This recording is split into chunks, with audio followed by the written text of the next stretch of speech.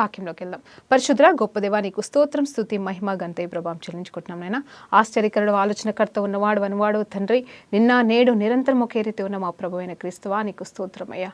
ఈరోజు ప్రభానైనా ప్రత్యేకంగా ఈ సంవత్సరం నిమిత్తం నువ్వు మాకు ఇచ్చిన వాగ్దానమయ్యా, ఆ వాగ్దానాన్ని గురించి మేము ధ్యానిస్తుండగా ఇమ్మాన్యువల్ మాకు తోడుగా ఉన్న దేవుడు.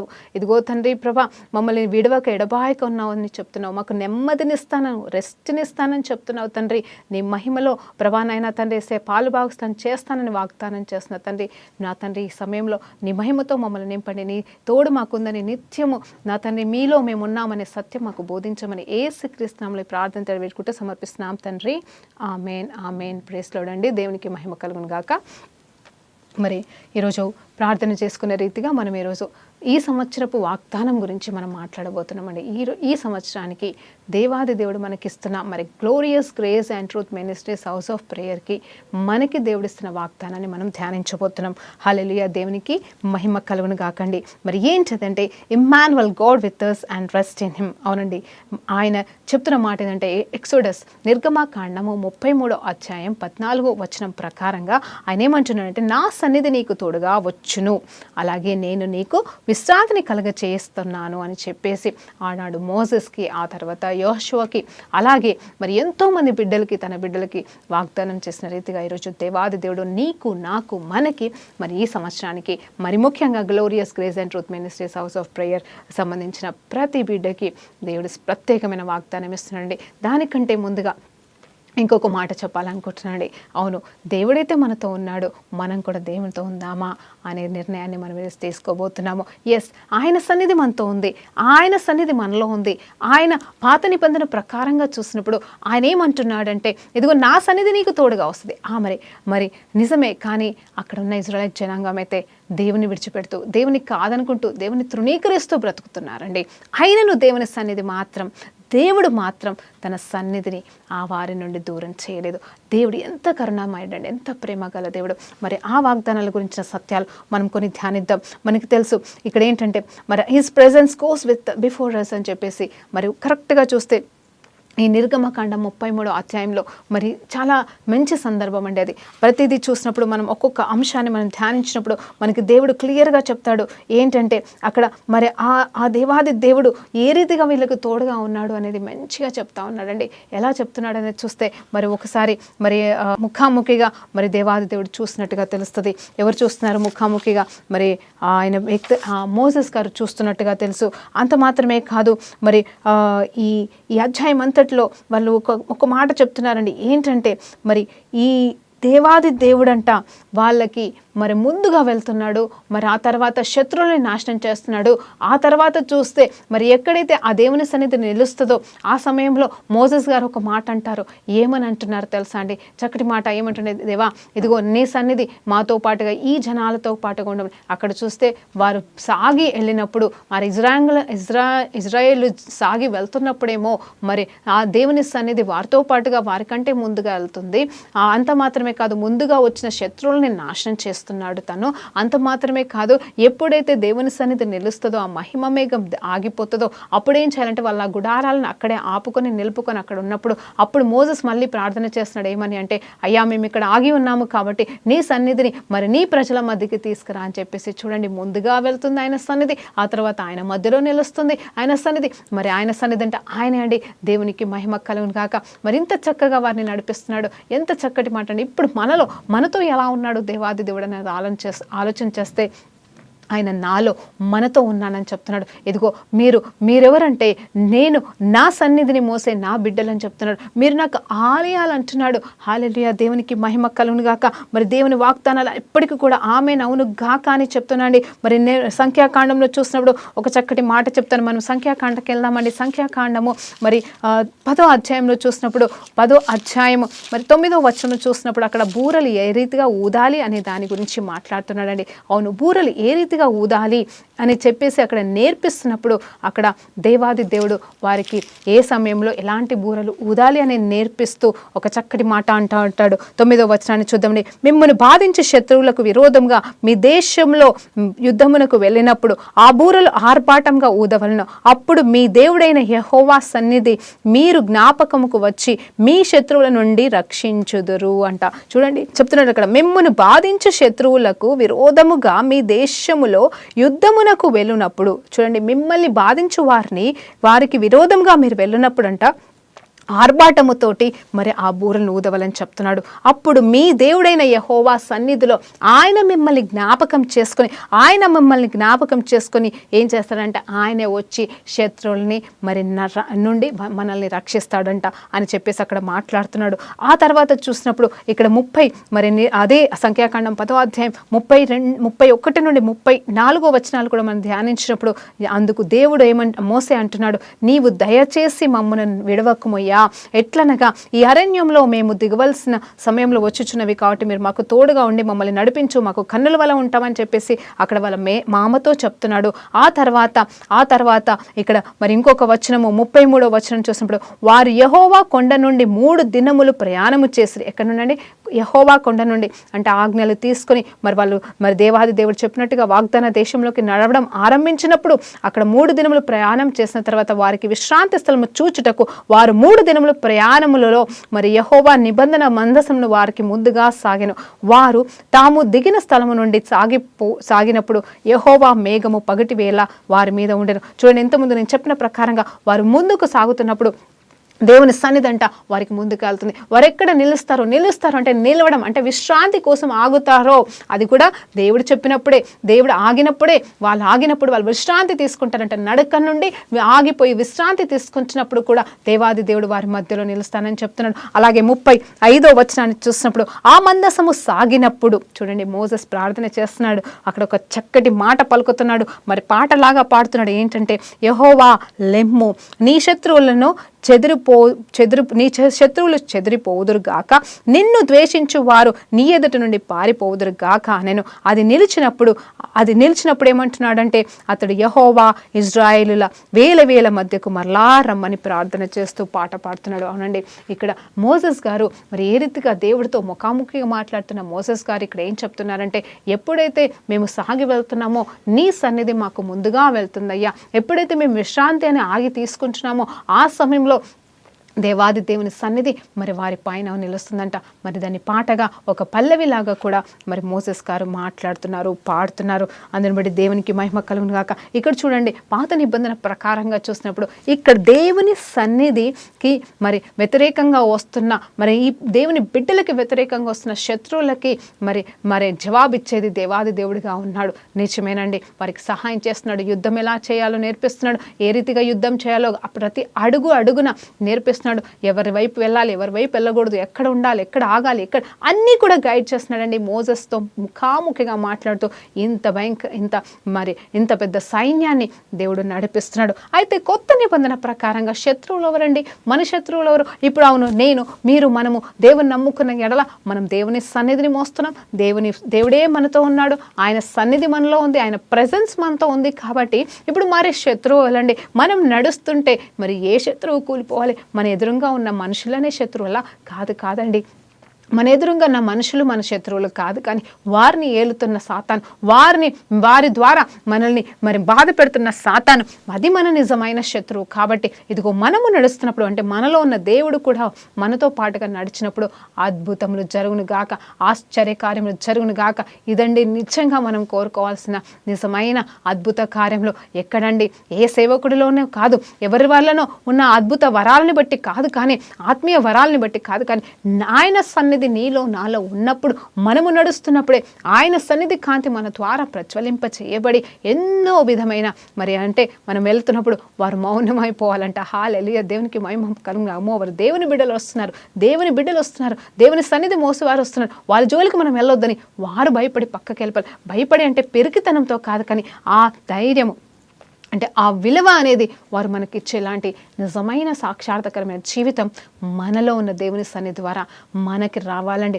అప్పుడు మనం నిజమైన క్రైస్తవులం అని పిలువబడతాం. అది దేవుడు కోరుకుంటున్నాడు. ఎస్, మళ్ళా చెప్తున్నాడు, ఇమ్మాన్యువల్, మనకి తోడుగా ఉన్నాను అంటున్నాడు. ఇమ్మాన్యువల్గా ఆయన మన మధ్యకి వచ్చాడు. అవును, క్రిస్మస్ పండుగ అయిపోయింది, అయినను దేవుడు చెప్తున్న మాట ఏంటంటే ఇక్కడ కేవలం క్రిస్మస్ దినమున గురించి మాట్లాడట్లేదు దేవుడు, కానీ ఇదిగో మరి నూతన సంవత్సర వాగ్దానం అని మాట్లాడట్లేదు, కానీ ఆయన మనతో ఎప్పుడు ఎల్లవేళలా ఉంటానని చెప్తున్నాడు. ఆయన మహిమ మనతో ఉంటుందంట. ఆయన ఎక్కడుంటే అక్కడ ఆయన మహిమ ఉంటుందని, ఆయన ఎక్కడ నడిస్తే అక్కడ మరి ఆయన సన్నిధి కాంతి వర్ధిల్లుతుంది. ఆయన ఎక్కడుంటే అక్కడ చీకటి క్రియలు లయమై పడతాయి, ఎందుకంటే ఆయన వెలుగుగా ఉన్నాడు.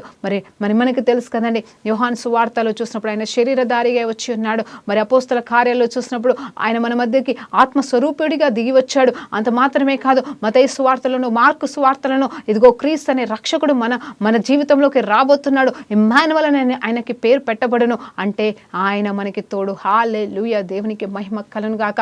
ఆయన మనకి తోడు. పాత నిబంధనలో మోసెస్తో మాత్రమే కాదు, దేవుని సన్నిధిలో మరి ఆరాధించిన వారికి మాత్రమే కాదు, దేవుని సన్నిధికి వెళ్ళిన వారికి మాత్రమే కాదు, ఇక్కడ నూతన నిబంధనలోకి వచ్చేసరికి ప్రతి ఒక్క బిడ్డని మరి ఆయన బిడ్డలుగా స్వీకరించినందున మరి ఆయన అంటున్నాడు, ఇదిగో మీరు నా మాట విన్న ఎడల, ఇదిగో నేను తలుపు కొట్టినప్పుడు మీరు తీస్తే నేను నా తండ్రి వచ్చి మీతో పాటుగా భోజనం చేస్తామని. మరి భోజనం అంటే ఎవరితో చేస్తామండి? ఎవరితో పడితే వాళ్ళతో చేయమండి. మనకి ఆత్మీయులతోనే, మనకు సొంతమైన వారితోనే, మనకి దగ్గరున్న వాళ్ళతోనే, అంటే ఎవరితో పడితే వాళ్ళతో అంటే కూర్చోకూడదని నేను చెప్పట్లేదు, కానీ మరి ఎంతోమంది ఇష్టపడరు, వేరే వాళ్ళతో వీళ్ళతో కూర్చొని తినడానికి ఇష్టపడరు, కానీ మనకి ఇష్టమైన వాళ్ళతో అయితే హ్యాపీగా మనం కూర్చొని తినడానికి ఇష్టపడతాం. అలాగే దేవాది దేవుడు కూడా మనతో పాటుగా వచ్చి కూర్చొని భోజనం చేయాలనుకుంటున్నాడు. నిజమైన భోజనం అంటే దేవుని చిత్తమైన భోజనం. హల్లెలూయా, దేవునికి మహిమ కలుగును గాక. దేవుని చిత్తం అనే భోజనం మన ద్వారా మరి మనతో దేవుడు మరి చేయాలనుకుంటున్నాడు. మన ద్వారా ఆయన చిత్తాన్ని, తండ్రి చిత్తాన్ని నెరవేర్చాలనుకుంటున్నాడు. అది ఏ రీతిగా అంటే ఆయన సన్నిధి మనలో ఉన్నప్పుడు, ఆయన సన్నిధి మనలో ఎలా ఉంటుందో తెలుసా అండి? శత్రువు అనే సాతాన్ని మనం తిరగొట్టినప్పుడు, వాడిని మరి తరిమి వేసినప్పుడు ఎలా తరిమి వేస్తామంటే ఆ శత్రువు ఏ రూపంలో మనలో ఉన్నాడు అనేది చూస్తే అది కూడా మనం ఆలోచన చేస్తే ఏంటి తెలుసా అండి? మన జీవితంలో నిజమైన శత్రువులు అంటే మరి మన గుణ లక్షణాలు మంచిగా లేకపోతే మనము వ్యర్థమైన వారిగా ఉన్నాము. మన జీవితంలో దేవుని సన్నిధిని నిలవదండి. మరి జ్ఞాపకం చేసుకోండి, అపోస్తల కార్యం 11:21 చూసినప్పుడు అక్కడ ఏమవుతుందంటే the hand of the lord was with the disciples అంట. మరి అప్పుడు ఏమంటే దేవుని హస్తం అంట ఆయన శిష్యులతో పాటుగా, ఆయన శిష్యులు ఏం చేస్తున్నారండి? ఆయన నమ్ముకున్న బిడ్డలు, ఆయన నామంలో బాప్తిజం పొందుకున్న బిడ్డలు, మారు మనసు పొందుకొని దేవుని ఆత్మచేత నింపబడిన వారు ఇదిగో దేవుని స్వార్థ ప్రకటించడానికి అన్య జనుల మధ్యలోకే కావచ్చు, యూదా ఇజ్రాయేల్ మధ్యలోకే కావచ్చు, వారు వెళ్ళినప్పుడు ఏమవుతుందంటే అద్భుతమైన రీతిగా కార్యాలు జరుగుతున్నాయి. కుంటి వాళ్ళు నడుస్తున్నారు, గుడ్డి వాళ్ళు చూస్తున్నారు. మరి అద్భుతమైన రీతిగా దెయ్యాలు వెళ్ళగొట్టబడుతున్నాయి. మరి ఎన్నో అద్భుతాలు, ఎంతోమంది వేదన ఇబ్బందుల నుండి తప్పించబడి విడుదల పొందుకుంటున్నారండి. విడుదల కార్యాలు జరుగుతున్నాయి. ఆ సందర్భంలో మరి అక్కడ ఉన్న వారంతా కూడా వీరిని బట్టి, వీరిలో ఉన్న దేవుని సన్నిధిని బట్టి మరి ఏమవుతున్నారంటే అందరూ కూడా వీరి వైపు తిరుగుతున్నారు. వీరి వైపు కాదండి, కానీ దేవుని వైపు తిరుగుతున్నారు. దేవుని రాజ్యంలో వారసులుగా మారుతున్నారు. వారు కూడా శిష్యులుగా అవుతున్నారు. ఇదంతా ఎలా సాధ్యమైందంటే వారితో, ఎవరితో అండి? ఆ శిష్యులతో దేవుని హస్తము తోడుగా ఉండడం వల్ల. హల్లెలూయా, దేవునికి మహిమ కలుగును గాకండి. ఈరోజు నేను బయలుదేరి వస్తుంటుండగా మరి నేను ఈరోజు జర్నీ మరి ఒక 3-4 గంటల ప్రయాణం బస్సులో నేను చేయడానికి మరి బస్ స్టాండ్కి వచ్చి నిల్చున్నప్పుడు, మరి అక్కడ హైవే దగ్గర నేను వెయిట్ చేస్తున్నప్పుడు మరి అద్భుతమైన రీతిగా ఒక మెసేజ్ వచ్చింది వాట్సాప్లో. మరి అదేంటంటే యెహోవా నీకు తోడుగా ఉన్నాడు, భయపడకు అని చెప్పేసి. నేను అది సంతోషించాను. ప్రభా, ఈరోజు అదే వాగ్దానం, అదే మెసేజ్ చెప్పడానికి నేను వెళ్తున్నాను. మరి ఆ ఫోటో కూడా ఎలా ఉంది తెలుసా అండి? అంటే నేను సాక్ష్యంగా చెప్తున్నాను, దేవుడు మనకి ఎట్లా దగ్గరగా ఉంటాడు, తోడుగా ఉండడానికి అనే ఒక ఉదాహరణ నేను చెప్తున్నానండి. అంటే మనం నిజంగా సొంతంగా అనుభవించాలి. మన అనుదిన పరిస్థితుల్లో, అనుదిన సంఘటనలలో ప్రతి దినం మనం దేవుని సన్నిధి అనుభవించడమే ఆయన మాటకి, వాగ్దానానికి అర్థం కదండి. ఈరోజు ఈ వాక్యం చెప్పాలని నేను కెమెరా దగ్గరికి వచ్చడానికి ముందు 4-5 గంటల ముందుగా నేను బయలుదేరి వస్తుంటుండగా మరి వాట్సాప్లో ఒక ఫోటో ఏంటంటే ఇది ఎగ్జాక్ట్గా మరి బ్యాగ్ వేసుకొని మరి అలా నిలబడి ఉన్న వ్యక్తి, బస్సు కోసం వెయిట్ చేసినట్టుగా ఒక వ్యక్తి నిలబడి ఉంటే ఆ రహదారి మీదకి వెళ్ళి వాక్యం ఏంటంటే భయపడకు, నేను నీకు తోడై ఉన్నాను అని చెప్పేసి మరి అదే నిర్గమకాండంలోకి వెళ్ళి ఒక వచనము మరి ఒకరు పంపించారండి నాకు. అది చూడంగానే సేమ్ నేను అదే రోడ్డు పైన అలాగే బ్యాగ్ వేసుకుని అలాగే నిలబడి ఉన్నాను. నేను అది కూడా బస్సు కోసం వెయిట్ చేస్తూ ఉన్నాను. అప్పుడు నాకు ఆశ్చర్యం వేసింది, దేవా నీకు స్తోత్రం, నాకు తోడుగా ఉన్నావా ఈ ప్రయాణం అంతట్లో. నిజంగా చెప్తానండి, ఆన్ ద వేలో మేము ఆల్మోస్ట్ మరి నేను డెస్టినీకి రావడానికి రావడానికి ఒక హాఫ్ అన్ అవర్ ముందరగా చిన్న మైనర్ యాక్సిడెంట్ అక్కడ జరిగింది. ఆశ్చర్యం వేసింది, ఏంటి ప్రభా నువ్వు నాకు తోడుగా ఉన్నానన్నావు, మరి ఇదేంటి సడన్గా అనుకున్నా. కానీ అక్కడ యాక్సిడెంట్లో చెప్పాలంటే వాహనానికి ప్రాబ్లం వచ్చింది, కానీ మరి ఎవరికి ఎలాంటి అపాయం కలగలేదు. నిజంగా అనిపించింది. వచ్చిన తర్వాత కూడా నేను చాలా డిస్టర్బ్ అయ్యాను. డిస్టర్బ్ అంటే నెగిటివ్గా కాదండి, అయ్యా మరి నేను మెసేజ్ ఇవ్వగలనా, నాకు 1-2 గంటలు డిలే అయిపోయింది ఇక్కడ, మరి నేను ఇవ్వగలనా మరి అని చెప్పేసి ఆ తలంపుతో నేను వచ్చాను. కానీ దేవుడు నాకు జ్ఞాపకం చేసి, భయపడుకు నేను నీకు తోడుగా ఉన్నాను. అవునండి, ఆయన నాకు తోడుగా ఉన్నాడు కాబట్టి అలాంటి యాక్సిడెంట్స్ ఎన్నో జరుగుతాయి రోజులలో.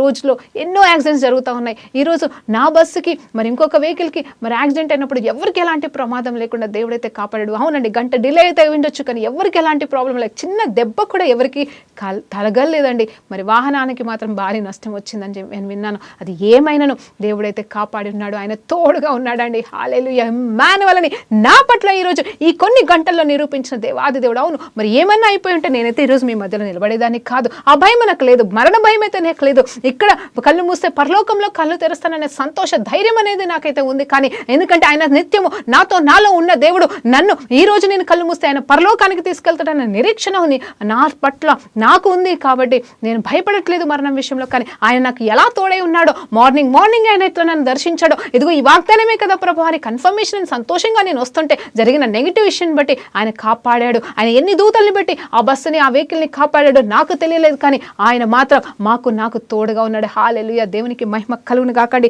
నిజంగా దేవాది దేవుడు మన మధ్యలో ఈ రీతిగా ఉంటే మనకి ఇంకేం కావాలండి? ఈ లోకంలో ఆస్తులు, అంతస్తులు, ఐశ్వర్యం, పేరు, ప్రఖ్యాతలు మన జీవితంలో మనల్ని ఎక్కడికి తీసుకెళ్ళలేవు. కానీ కేవలం ఆయన తోడు మనకి ఉంటే, హల్లెలూయా, ఆయన మనకి తోడై ఉంటే మనము ఎల్లవేళలా దీవెనకరంగా ఆశీర్వాదకరంగానే ఉంటామని దేవుడు మరొక్కసారి సమయంలో జ్ఞాపకం చేస్తున్నాడు. నీకు నాకు కావాల్సింది ఈ కొత్త సంవత్సరంలో నిజంగా ఏం కోరుకుంటున్నారో నాకు తెలీదు. ఇదిగో ఈ సంవత్సరం, అవునండి ఈ సంవత్సరం ఇదిగో ఇది జరగలేదని ఆరంభిస్తున్నారా ప్రభా? ఈ సంవత్సరం, పోయిన సంవత్సరం అంతా ఇది జరగలేదు ప్రభా, కనీసం ఈ సంవత్సరమైనా ఇవన్నీ జరిగితే బాగుండని అడుగు పెట్టారా? లేకపోతే మరి ఏ ఉద్దేశంతో మీరు కొత్త సంవత్సరంలో అడుగు పెట్టారో నాకు తెలియదు. అయ్యో గత సంవత్సరం జరిగిన వాటిని బట్టి అయ్యో దేవా ఇవన్నీ జరగలేదే, ఎన్ని శ్రమలే, ఎన్ని బాధలే, ఎన్ని కష్టాలు గుండా వెళ్ళామని బాధపడుతూ కొత్త సంవత్సరానికి వచ్చి ఉన్నారా నాకు తెలియదు. కానీ అవన్నిటి తలంపులకెళ్ళి అడుగు పెట్టకండి దయచేసి. ఇదిగో ఆల్రెడీ అడుగు పెట్టేశాం, అయినా మీకు మరొకసారి జ్ఞాపకం చేస్తున్నాను ఏంటంటే, దయచేసి అలాంటి తలంపులతోంటే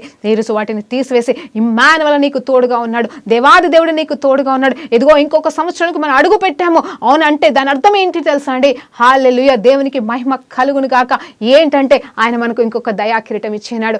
హల్లెలూయా. అవును, దయాకిరీటం, సంవత్సరం అనే నూతన దయాకిరీటం. ఇదిగో బర్త్డేస్కి అదే మాట, మరి కొత్త సంవత్సరం వస్తే అదే మాట, అదే వాగ్దానాన్ని ఎత్తిపట్టి మనం ప్రార్థన చేస్తూ ఉంటాం.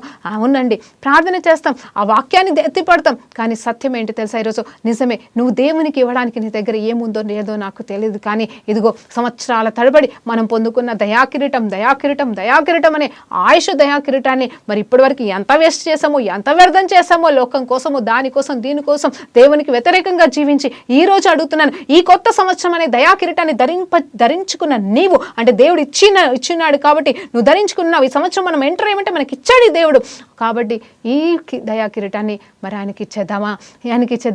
ఎలా అంటే చెప్పనండి, మరి పరలోకంలో అంట 24 పెద్దలంట, మరి బైబుల్ చెప్తుంది, మరి ప్రకటన గ్రంథంలో వారంట సాగిలపడి వారి వాళ్ళైతే కిరీటాలు పొందుకున్నారండి. అవును, వాళ్ళు చేసిన మంచిని బట్టో, వాళ్ళు చేసిన మంచి కార్యాలను బట్టో బహుమానాలుగా వారు పొందుకున్న కిరీటాలు. ఆఫ్ కోర్స్ మనం కూడా రాబోయే కాలంలో పొందుకుంటామట అండి. దేవుడు మనకి ఇవ్వబోతున్నాడంట. దానికంటే ఆ కిరీటాలు ఎన్నున్నాయో, ఎంత వాల్యుబుల్ మనం ధరించబోతున్నామో ఆ మహిమ కిరీటాల గురించి మనకి తెలియదు. కానీ మరి నిజంగా మన లెక్కలు ఎలా ఉన్నాయో, మనం మనకి ఏ రకమైన విలువైనవి దేవుడు ఇవ్వబోతున్నాడో, చిన్న కిరీటమా, భారీ కిరీటమా నాకు తెలియదు. కానీ ఈ సంవత్సరం అయితే ఇప్పుడు మనకు ఒక దయా కిరీటం అయితే ఇచ్చిన్నాడు. ఆయుష్ అనే సంవత్సరం అనే దయా కిరీటాన్ని ఇచ్చిన్నాడు. కాబట్టి మరి ఆ 24 పెద్దలంట మరి ఆ వాటిని ఏమి చేసుకోలేరండి, పెట్టుకొని అలంకరించుకొని కూర్చోవడం కాదు, కానీ దేవుని సన్నిధిలో సాగిలపడి ఆ కిరీటాలన్నింటినీ దేవుని పాదాల దగ్గర పెట్టేసి మరి దేవునికి మహిమ కలుగునుగా కానీ దూతలతో పాటుగా వారు మరి ప్రకటిస్తారంట, మరి స్తుతిస్తారంట, ఆరాధన చేస్తూ ఉంటారట అండి. హల్లెలూయా. మరి నేను అడుగుతున్నాను, దేవాది దేవుడు ఇమ్మానుయేల్గా మనకి తోడుగా ఉంటానని వాగ్దానం చేస్తున్నాడు. ఆయన మహిమ మనకు తోడుగా ఉంటుందని చెప్తున్నాడు. ఆయన మనకి నెమ్మదినిస్తానని వాగ్దానం చేస్తున్న ఈ సంవత్సరంలో మరి నీకు ఇచ్చిన దయా కిరీటం అనే సంవత్సరాన్ని ఆయన పాదాల దగ్గర సమర్పిస్తావా? ఈ సంవత్సరం అంతటిని ఆయనకి ఇష్టానుసారంగా జీవించడానికి తపన పడతావా? ప్రయత్నిస్తావా? దేవా ఇక నా ఇష్టం కాదు, నీ చిత్తం ప్రభా. అవును, రోజులు భయంకరంగా ఉన్నాయండి. భయంకరమైన దినాల్లో మనం ఉంటున్నాం. భయంకరమైన దినాలంటే ఏ రోజు ఏం జరుగుతుందో తెలియదు. ఇప్పుడే చెప్పాను కదండి, దారిలో వస్తుంటుండగా ఒకవేళ అది మేజర్ యాక్సిడెంట్ అయితే నేనే స్థితిలో ఉండేదానో, ఇంత చక్కగా నిలబడైతే మీ మధ్యలో వాక్యం చెప్పేదాన్ని కానే కాదండి. నిజమే కదా, రోజులు చెడ్డవి అయినను దేవుని కృప మన పట్ల ఉంది. దేవుడి ఇమ్మానుయేల్గా మనకి తోడుగా ఉన్నాడు. హల్లెలూయా. దేవునికి మహిమ కలుగును గాక. ఈరోజు మరొక్కసారి మీకు జ్ఞాపకం చేస్తాను. ఇక్కడ అపోస్తల కార్యం 11వ అధ్యాయం 21వ వచనాన్ని చూసినప్పుడు అంట, ఆయన శిష్యులతో పాటుగా దేవుని హస్తము మరి ఇటు శిష్యులతో పాటుగా వారి మీదకి కూడా ట్రాన్స్ఫర్ అయింది. అంటే వారితో కూడా ఎవరెవరైతే వీరిని అనుసరించారో దేవుడు వారితో కూడా ఉండి వారిని కూడా నడిపించడం, వారిని కూడా మరి వాడుకోవడం అనేది జరిగింది. ఈరోజు మన ద్వారా ఎంతమంది నడిపించబడుతున్నారో, ఎంతమంది దేవుని వైపు తిరగబడుతున్నారో, వారి ద్వారా నేను ఎప్పుడు ఒకటే మాట చెప్తానండి, మన జీవితంలో మనం విశ్వాసం చేసి విడిచిపెట్టకూడదు. దయచేసి విశ్వాసాలుగా చేసి మనం విడిచిపెట్టేస్తే, విశ్వాసమై అక్కడే మనం ప్రయాణం ఆగిపోతే మన జీవితంలో ఎప్పుడు మనకు ఒకరు కావాల్సి వస్తుంది. ప్రార్థన అవసరతల నిమిత్తము, కష్టాలప్పుడు, వేదనలప్పుడు, ఇబ్బందులప్పుడు. అంటే నేను అది తప్పనట్లేదు, ఒకరి మీద ఆధారపడడం తప్పు కాదు. కానీ మనమే శిష్యులమైతే, మనం ఇంకా నలుగురిని నడిపించగలిగితే దేవుని వైపు, అప్పుడు మనకి ధైర్యం వస్తుంది, మనోధైర్యం వస్తుంది. ఇంకొకరిని నడిపించినప్పుడు మనకు కూడా మరి వారి పరిస్థితిని బట్టి మన పరిస్థితిని మనం పోల్చుకున్నప్పుడు మనకు కూడా ప్రార్థన అనేది జరుగుతుంది. మనంతరంగంలో ప్రార్థన జరుగుతుంది. దేవుడు మన పనులు చేస్తాడండి. Seek the Kingdom of the lord first and everything will follow you. Right? అవును కదండి. దేవుని రాజ్యంను, ఆయన నీతిని కూడా మొట్టమొదటిగా వెతకమంటున్నాడు. వెతికినప్పుడంట ఏమవుతుందంట, అవన్నీ కూడా నిన్ను వెంబడిస్తాయి. అప్పుడు ఏంటంటే ఆయన నీతిని, ఆయన రాజ్యాన్ని ఎత్తుకుంటే, దేవానని పరిశుద్ధంగా ఉంచుకొని ఏదో 4 గోడల మధ్యలో కూర్చొని అలాగే ఎవరిని కలవకుండా, ఎవరితో మాట్లాడకుండా మరి లోకం వైపు వెళ్ళకుండా ఉండడం కాదు. కానీ ఏంటంటే ఆయన పనులు చేస్తూ ఆయనకి నమ్మిన బంటులాగా, ఆయనకి ఇష్టమైన వారిగా జీవించడానికి ప్రయాసపడుతూ, ఆయనకు ఆయాసకరమైనవి మనలోకి వెళ్ళి తీసివేసి ముందుకు సాగడమే నిజమైన రాజ్యాన్ని వెతకడం. అవునండి, ఆయన రాజ్యాన్ని వెతకడం, ఆయన నీతిని వెతకడం అంటే అది ఆయనకేది మెంచో, అంటే ఆయనకేది ఇష్టమో అది చేయడమే మనము నీతిని స్థాపించిన వారంగా అవుతాం మన జీవితంలో. సో ఆ రీతిగా మనం ఆయన కోసం ప్రయాసపడ్డప్పుడు దేవుడు మన కార్యాలు చేస్తాడు, మన పనులు చేస్తాడండి, మనతో నడుస్తాడు, మనతో ఉంటాడు. అయితే ఈ సంవత్సరం నెమ్మదినిస్తానంటున్నాడు. నెమ్మది, అవును, ఆయన ఉంటే నెమ్మది. ఇంకా ఆయన ఉంటే ఇంకా మనకి ఎవరు కావాలండి? అవును కదండి. చిన్న బిడ్డల్లాగా తల్లిదండ్రులు ఉంటే వాళ్ళు ఎంత చక్కగా మరి వాళ్ళు హ్యాపీగా నిబ్బరంగా ఉంటారండి. ఆ రీతిగానే మనం కూడా నిబ్బరం కలిగి ధైర్యంగా ఉండు, భయపడకు, నేను నీకు తోడై ఉన్నానని దారిలో వస్తుంటే నాతో మాట్లాడిన దేవుడు మరి నేను సిద్ధపడి ఈ సంవత్సరానికి వాగ్దానంగా మరి grace and truth ministries house of prayer తరపు నుండి నేను చెప్పాల్సిన ఈ మాటకి మరి దేవుడు సూచనకరంగా ఎంత దగ్గరగా ఉన్నాడో మనకి ఈరోజు ఈ వాక్యం ద్వారానే, మరి ఈ షూటింగ్ ద్వారానే మరి దేవుడు మనతో చెప్తున్నాడండి. హల్లెలూయా. దేవునికి మహిమ కలుగును గాక. మరి ఇంకొక వచనాన్ని ధ్యానిద్దాం. అపోస్తల కార్యం 10వ అధ్యాయం 38వ వచనంలో కూడా చూసినప్పుడు అక్కడ కూడా మరి యేసు ప్రభు వారు అద్భుతాలు సూచక్రియలు చేస్తూ ఉన్నాడంట. అక్కడ కూడా ఎంత చక్కటి మాట ఉంటుందో తెలుసా అండి. As the Lord was with Jesus. చూడండి, తండ్రి అయిన దేవుడు యేసు ప్రభుతో ఉండడం వల్ల యేసు ప్రభు నడిచిన చోటెల్లా, వెళ్ళిన చోటెల్లా ఏం జరుగుతున్నాయి? అద్భుతాలు మరి విడుదల జరుగుతున్నాయి అన్నాడు. అదేమనగా దేవుడు, చూడండి ఆ వచనం ఎంత బాగుందంటే, అదేమనగా దేవుడు నజరేయుడైన యేసును పరిశుద్ధాత్మతోనూ శక్తితోనూ అభిషేకించిన అనున్నదే అంట. చూడండి, దేవుడంట, తండ్రి దేవుడు యేసు ప్రభు వారు మరి ఒక మనిషిలాగా 30 సంవత్సరాలు జీవించిన ఆ వ్యక్తి, మరి అతను ఏ శక్తితో లేడు, మరి ఏ బలముతో లేని వ్యక్తి, కానీ సామాన్యమైన నీలాగా నాలాగా 30 సంవత్సరాలు జీవించిన వ్యక్తి పరిశుద్ధంగా జీవించడం. ఇది ఒక్కటే వ్యత్యాసం. యేసు ప్రభుకి మనకి కలిగిన వ్యత్యాసం ఏంటంటే, మన జీవితంలో మనము మనుషులా బ్రతుకుతూ, మనుషుల్లాగా జీవిస్తూ మనం చేస్తుంది పాపంలో పడిపోతున్నాం, శోధనని జయించలేకపోతున్నాం. కానీ యేసు ప్రభు వారు ఆయన కూడా నీలాగా నాలాగా సామాన్య మనుషులాగానే జీవించాడు. కానీ ఆయన పాపం లేని వాడిగా ఉన్నాడు, పాపంలో పడిపోలేదు, ప్రతి శోధని జయించుకుంటూ 30 సంవత్సరాలు జీవించగలిగినాడు. అందరు బట్టి దేవునికి మహిమ కలుగును గాక. అప్పుడు ఆయన పొందుకున్న పరిశుద్ధాత్మ శక్తి, పరిశుద్ధాత్మను పొందుకొని అభిషేకం పొందుకున్న తర్వాత మరి దేవుడు ఆయనకి తోడై ఉన్నాడు గనుక ఆయన ఏంటంటే మేలు చేయొచ్చు. అపవాది చేత పీడించబడుతున్న వారందరినీ కూడా స్వస్థపరిచినాడంట. హల్లెలూయా.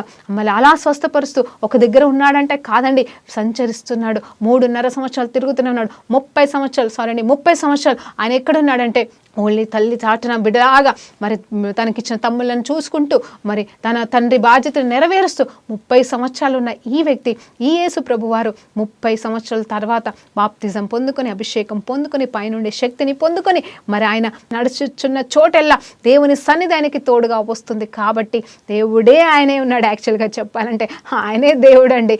ఆయనను మరి ఆయనకు కూడా దేవుని సన్నిధి కావాల్సి వచ్చింది. మనిషి రూపంలో మరి దేవుని సన్నిధి ఆయనకి తోడే ఉన్నాడు. కాబట్టి మరి అక్కడ ఏం జరిగిందంటే ఆయనకి మేలు, మరి ఆయన ఎంతో మందికి మేలు చేశాడు. అపవాది చేత పీడించబడుతున్న వారందరినీ కూడా మరి స్వస్థపరుస్తూ మరి వెళ్తూనే ఉన్నాడు. ఒక్క దగ్గర ఆగిపోలేదండి. ఒక్క దగ్గర ఆగితే వాళ్ళందరూ విడుదల పొందుకుంటారు, అక్కడే కూర్చుంటారు. అలా కాదు కదండి. ఎక్కడెక్కడ ఈయన అవసరత ఉందో, ఎక్కడెక్కడైతే స్వస్థతలు జరగాలో, ఎక్కడెక్కడైతే అద్భుతాలు జరగాలో మరి ప్రతి చోటెల్లా మరి దేవుడు చెప్తున్న మాట ఏంటంటే మరి ఆయన వెళ్ళాడు. ఆయనకి దేవాది దేవుడు తోడుగా ఉన్నాడు. మరి ఇక్కడ శిష్యులతో తోడుగా ఉన్నాడు. ఇదిగో మనకి తోడుగా ఉన్నాడు.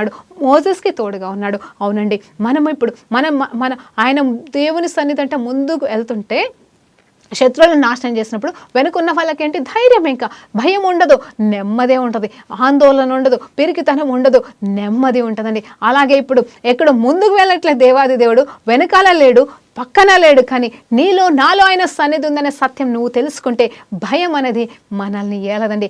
భయం అనేది మనకు ఉండదు, నెమ్మది అనేది ఉంటుంది. ఎందుకంటే ఆయన గొప్ప దేవుడు. మన ఈ లోకంలో ఉన్నవానికంటే మనలో ఉన్నవాడు గొప్పవాడని చెప్పేసిన మరి యోహాన్స్ 1 యోహాన్స్ వార్త 4:4 వచనం ప్రకారంగా మనం ఈ సత్యంలో నిలబడాల్సిన వారంగా ఉన్నాం. మరొక్కసారి జ్ఞాపకం చేస్తున్నాడు. ఈ సంవత్సరానికి దేవుడు ఇస్తున్న ప్రత్యేకమైన వాగ్దానం నిర్గమకాండం 33:14 వచనం నుండి ఇమ్మానుయేల్గా మనకు తోడుగా ఉన్నాడు. నా సన్నిధి నీకు తోడుగా వచ్చి నీకు నెమ్మదినిస్తాను, విశ్రాంతినిస్తానని చెప్తున్నాడు. ఎస్, విశ్రాంతినిస్తాను అంటున్నాడు. విశ్రాంతి సమయంలో కూడా ఆయన మనకి తోడుగా ఉంటాడు. అలాగే మనం వెళ్తున్న దారిలో మనకి తోడుగా ఉంటాడు. మన ప్రతి పనిలో మనకి తోడుగా ఉంటాడు. మరి దానికి మనం చేయాల్సిన పని ఏంటంటే ఆయన ఆహ్వానిస్తున్నావా లేదా? ఇదిగో దయా కిరీటం అనే సంవత్సరం నీకు ఇచ్చి ఉన్నాడు కదా, ఆ కిరీటాన్ని నువ్వు ఆయనకి సాగిలపడి ఆయనకి సమర్పిస్తే ఆయన సంవత్సరం అంతే కాదు, ఆ చివరి వరకు ఒకవేళ రాకడ ఆలస్యమైతే మనము బ్రతికినంత కాలం ఆయన మనకి తోడుగా ఉంటానంటున్నాడు. హల్లెలూయా. ఆయన మనకి తోడే, కానీ నువ్వు ఆయనతో ఉన్నావా అని మరొక్కసారి పరిశీలించుకో. ఇదే యెహోవా నా కాపరి, నాకులేమి కలగదు, కరెక్టే, కానీ నువ్వు ఆయనకి గొర్రెవై ఉన్నావా అని ప్రశ్నిస్తున్నాడు ఈరోజు దేవాది దేవుడు. ఏమోనండి, సమర్పించుకుందామా? ప్రార్థన పూర్వకంగా సమర్పించుకుందాం. ఈ సంవత్సరాన్ని సమర్పించుకుందాం. ఈరోజు ఆలస్యమైనా పర్వాలేదు, సమర్పించుకుందాం. ఈరోజు ఏ దినమైనానూ పర్లేదు, సమర్పించుకుందాం. ఇది ఏ సంవత్సరమైనానూ పర్లేదు, ఏ నెల అయినా, ఏ డేట్ అయినా పర్లేదు.